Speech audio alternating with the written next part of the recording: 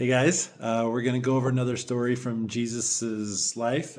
This is actually one that he told in response to someone asking Jesus who his neighbor is. Someone had that question, who is my neighbor? And Jesus has talked about our neighbors and love your neighbor as yourself and a few other things.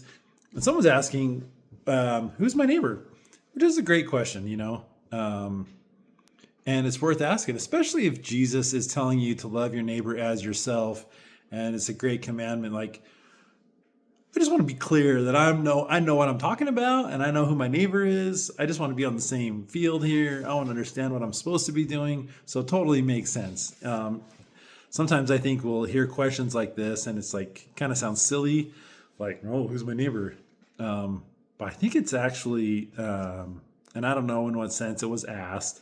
I think it's a fantastic question. And if Jesus told me to love my neighbor, I think I just want to clarify, like, who is my neighbor? And if I love my neighbor, what does that look like? What actions, how does that change my life, right? So in response to that question, Jesus tells the following story, parable, and it's the Good Samaritan. And I think this is one of the most well-known of the parables from Jesus, one of the most well-known things that he tells of the Good Samaritan, and for a reason. It's straight up fire. So Jesus says there was a man that went, we're in Luke 10, 30 through something, 30 later, 37. He says, a certain man went down from Jerusalem to Jericho and fell among thieves, which stripped him and his raiment and wounded him and departed, leaving him half dead. So this dude's walking along, minding his own business. He gets attacked from some other people. They steal all his stuff. They beat him up. He's half dead, has nothing. And that's where the story starts. Something I do want to point out right off the bat is all Jesus says is a certain man went. I love that so much. He just said a certain man. So he's like, some dude is walking down and gets attacked. So Jesus isn't saying like, it's not a fellow Jew. It's not someone in your family. It's not one of your friends. It's not one of your kin, whatever. Like, he's not saying this is someone that you should be taken care of, but he's also not saying this is a Roman or this is your enemy or this is whatever. Some do. Could have easily clarified, and if he had clarified, I feel like the story would be a bit different. But he did not clarify, which I love. Some dude. And it says a certain man, but you'll basically ask what it means, right? Some dude was walking down the road. From then, now we do learn the origin of the different people. We do learn who the different people are. So the person get beat up, just some dude. The first person to walk by is a certain priest. This priest saw him. He saw him, and that's important. He saw him and passed by on the other side. So not only did he see him, but he weaved his way around and kept walking. Likewise, a Levite, when he was at this place, came and looked on him. So it looks like he paid attention, maybe even got closer, looked at him, and then walked on the other side. But a certain Samaritan, as he journeyed, came where he was, and when he saw him, so we'll stop there. Third person to come up also sees him.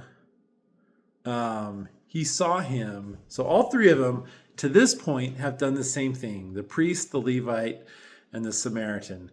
Now, the priest, obviously that's a leader in the church, right? The priest should be setting the example as far as religious living. It seems like the priest should be the one to stop. Same with the Levite. They should be the example. If anyone's going to stop, it should be those two. But it's the Samaritans. And the Samaritans come up a few times. And why? And I think it's fascinating because the Jews and the Samaritans did not get along, and the Samaritans had kind of broken off generations before. They had intermarried, and from the Jewish standpoint, as far as my study on this thousands of years later, that the Jews believed that they had muddied the waters of religion. They had married outside of the religion. They had practices outside of the religion. The Samaritans had built their own temple, not the one in Jerusalem. They had built their own ones. The Jews actually had gone and destroyed that temple. The Samaritans believed that the Jews were kind of holier than thou. They looked down upon them. They had destroyed their temple. So there was a lot of disagreements here between the Jews and the Samaritans. So, not too long before, they were the same people and split up, and the Samaritans had, from the Jews' vantage point, had changed and weren't worshiping the same. So, yeah, there was some beef there. And like we said, even, the apostles, if they're walking somewhere and they have to go by Samaria, they'd walk around because they don't want to walk close to the Samaritans that we don't like. So now Jesus is using an example of someone who needs help, and the hero of the story is the Samaritan. One of the unclean, dirty people that we don't like is one of them. That's going to be the hero of our story, which is awesome. Samaritan came, so up to here. He saw him. He had compassion on him. This is the first change in the three people. They've all done the exact same thing when they've seen the person that needed help. The Samaritan had compassion. The others did not. Awesome.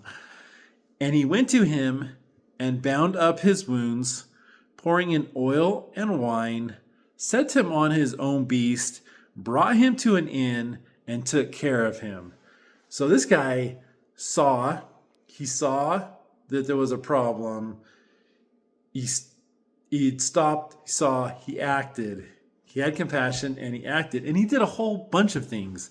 Bound him up, oil and wine, put him on his horse or donkey or whatever. So I'm guessing the Samaritan was riding the horse or donkey or whatever it was. And he got off and started walking so this injured person could ride on the beast. Then he took him in an inn and took care of him. So he took him to a hotel or hospital, I don't know. He took him somewhere and started taking care of him. Sounds like he spent the night with him, took care of him throughout the night. The next day, the Samaritan had to go. Now his Samaritan wife is angry because he's been an extra day and his cell phone doesn't have service out in the middle of the desert. So he's in trouble. So he's like, bro, I got to get home. Wife's mad at me. She's going to be mad at me. I got to get going. But innkeeper, here's some money, 2 pence, which I believe a pence is a day's worth of labor. So how much you'd earn in a day. So a couple days worth. So he's giving quite a bit of his own money to this other person.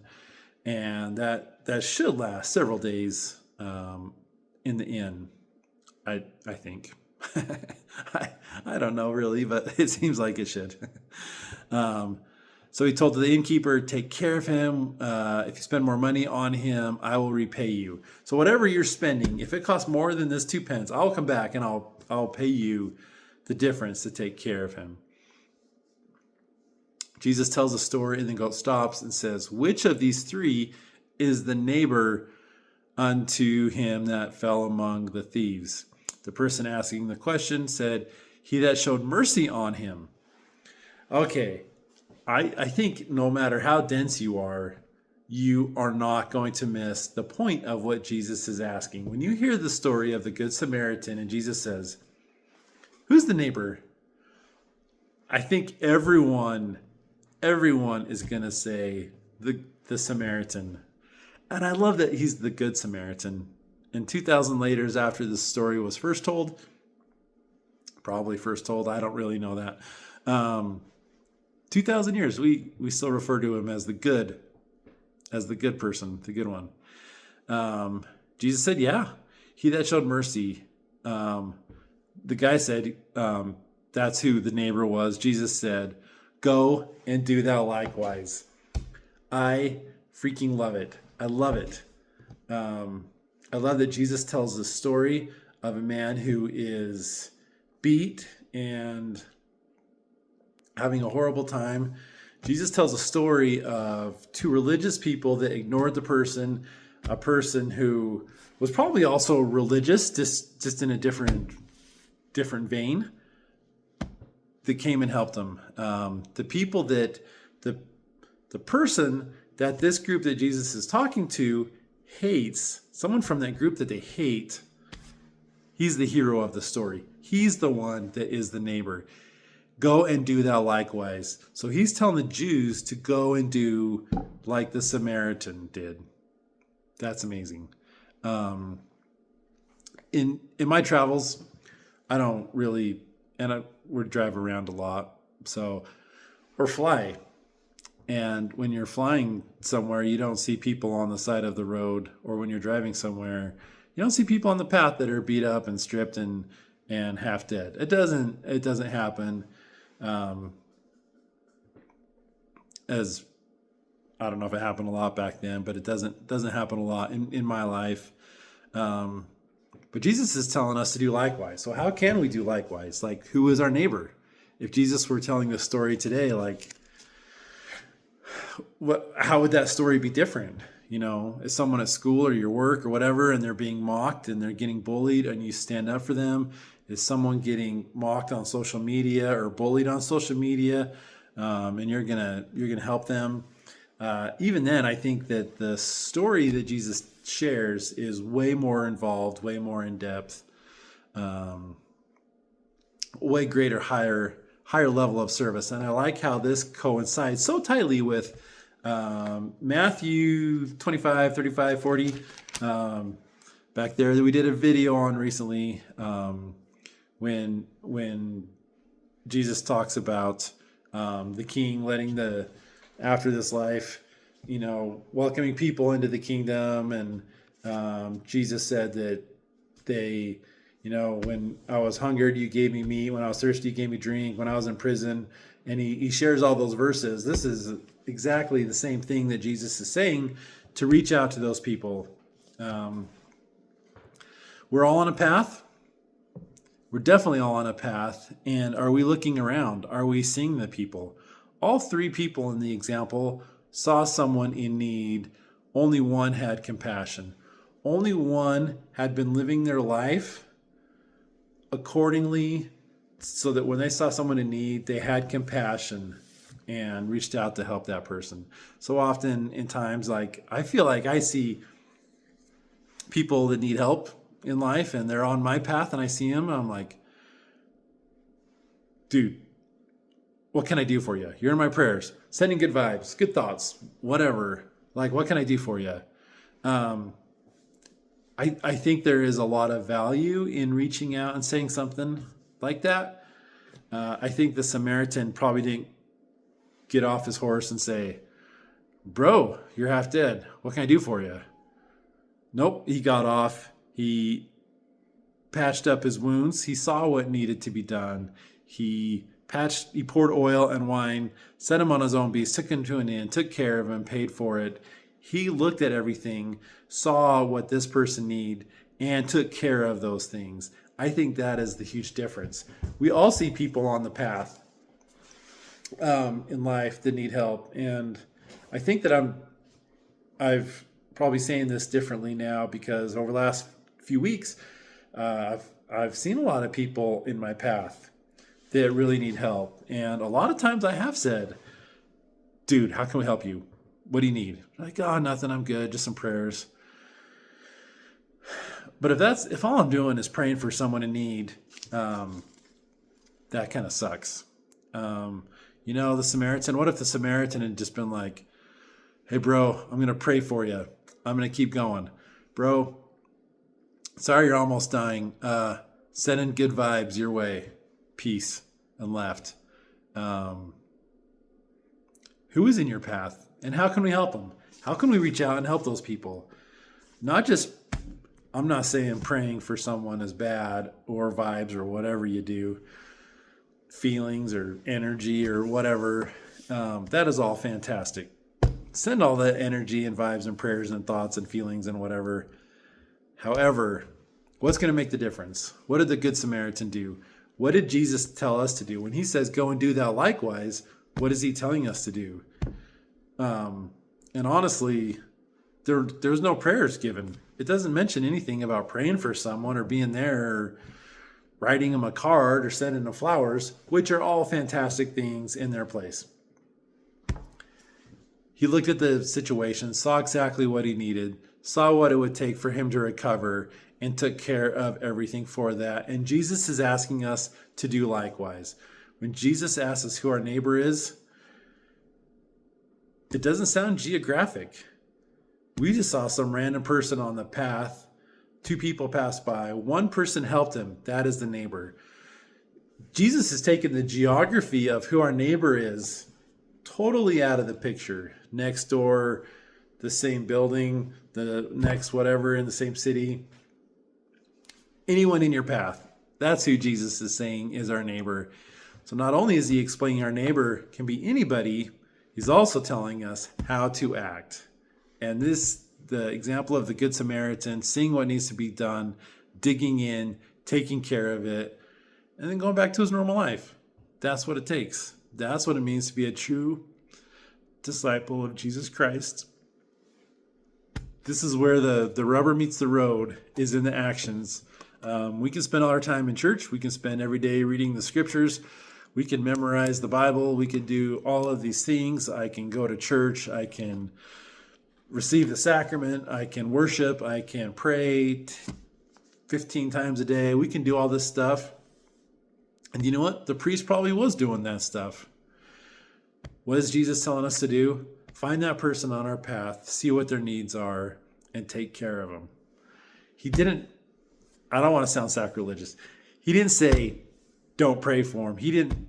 Good Samaritan wasn't praying for him. He wasn't going to church. It doesn't mention any of these other things that we associate with being spiritual or religious sometimes.